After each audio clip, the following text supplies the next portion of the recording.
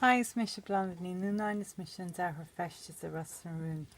Si é áit nó spás Catriona tá spás ag chuile eistar fuiile agus wardrobe omláin atá an. Tá se anéisce Catriona ag léise mar tá si go hálainn i breanú ban an dahfuil cuachtachaí tá figur ionintach aice.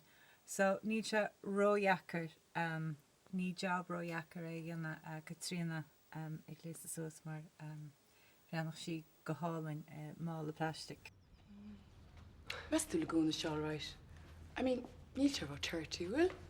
Si é áit héimeis agus mar tú ná feicáil chu taonnta se an difriúil go spás Catriona.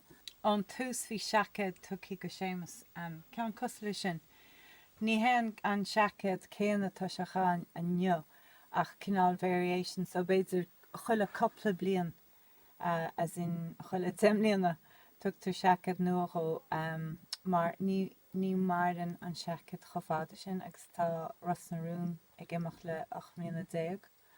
So bhí rá I think bhí tríchéan aige agus sean an seacaid nuair smaoinins túir an character sémas sin an seacaid a bhíon said.